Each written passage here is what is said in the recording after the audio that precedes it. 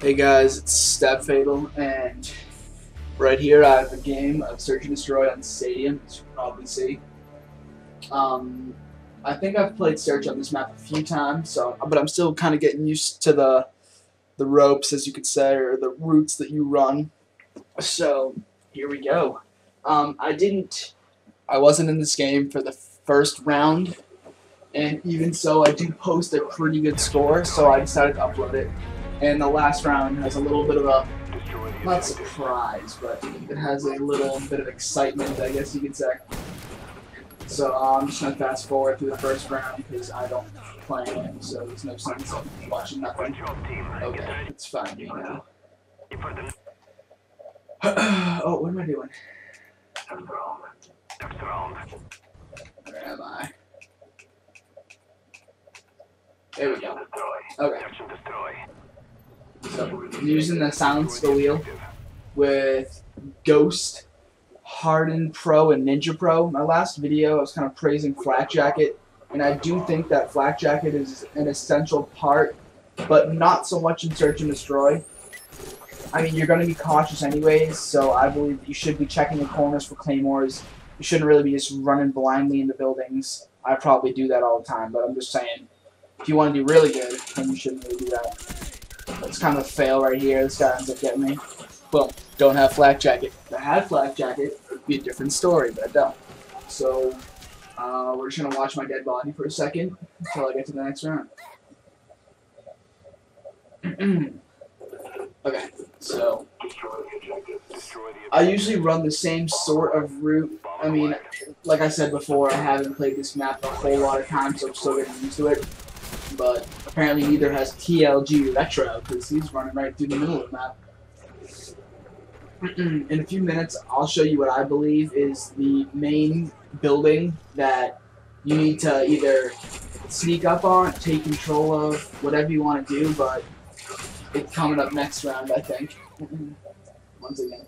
So, at the start of this game, you can see I'm 2-2, and I end up finishing this game 13-3, so I do pretty good these last few rounds, and this game does go all 4 rounds, I think. Hopefully I'm not wrong. And there we go. So now we're on defense, and this is where you can better execute the rush, or not necessarily rush, but the run towards this building. This is the building where everyone seems to want to go in. And you can get a lot of kills just by not sitting up here. Because you're gonna get shot. I don't recommend sitting up there. But if you hold down that building, or you get your teammates to go in there with you and find anybody who's camped around a corner or whatnot, then you're most likely gonna make out with a few kills. I don't know what that would happen there, but I wasn't paying attention. Neither was he. This is another building. As you can see, my teammates camping up at the top. A lot of people like to sit on the ledge up there and look out. I mean, it's pretty easy to just throw a grenade up there, but just watch out when you're running towards that area. Let's see. For my equipment this game, I'm using motion sensor, and as you'll see later on in the game, this motion sensor helps me to kill somebody. And for equipment, there's no question whether it's between two. It's either claymores or motion sensors. And claymores are good, but they get you 1 kill and they're gone. I mean, obviously, someone's going to put up the argument, well, oh, motion sensors can be destroyed. Well, yeah, obviously, so can any equipment. But motion sensors give you the opportunity to get a lot of kills, and they tell you where people are, like this, right here. This guy had one too, but he just wasn't good enough. So, I definitely think motion sensors are the best equipment to use in order to like improve your game the most. People like will be like, oh well, motion sensors are a newbie. Like, I disagree. I'm usually pretty good about not using noob tubes and staying away from that sort of stuff. But motion sensors, I don't find them to be newbie at all. I mean, use Hacker or Hacker Pro even. They won't even show up on one. And let's see, next topic. I kind of want to talk about reasons to use Ghost as your other first perk besides Flak Jacket. I usually switch off between the two. Ghost will save your life often, as will Flak Jacket, but in a different manner. People call them spy planes a lot, and as for myself, I always have the spy plane kill streak. Nowhere throughout my entire like prestige process, whatever you want to call it, have I not used a spy plane. So I'm always gonna roll it on. But even if I have hardline on, it's just gonna make it that much easier for me to get it. So it's a vital part of the gameplay, and if a lot of people are going to use it, then you might as well have something that's going to combat it as much as possible. So Ghost is that perk that is going to help you stay alive in situations where they can see where everyone is on the map. And I know I do it, and probably everyone else does it too. You're playing a game, say it's Search and Destroy, and there's, say, five people on the team. Or no, let's just make it 3.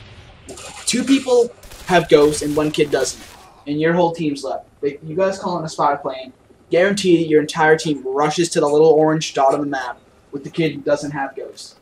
And believe me, you do not want to be that kid who gets bum rushed by 6 people just because you don't have on Ghost as your first perk. So I highly recommend using it, and Ghost Pro makes it that much better because you don't get seen by stupid attack helicopters and whatnot.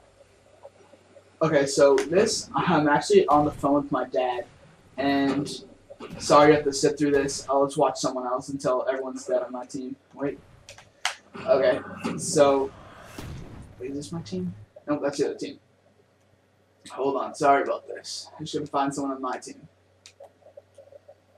Oh my god, what the hell? How is this hard? Okay, here we go. So we're just going to watch this kid until everyone ends up dying, and it ends up being a 1v4 situation, and I end up clutching it, so I thought it was pretty good, so I decided to upload it. But as I was saying, Ghost Pro keeps you away from everything except for Blackbird. You will not be, even with Ghost Pro or Ghost, you will still be seen by Blackbird.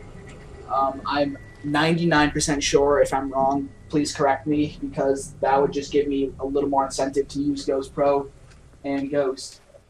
Okay. So yeah, I'm the last person left.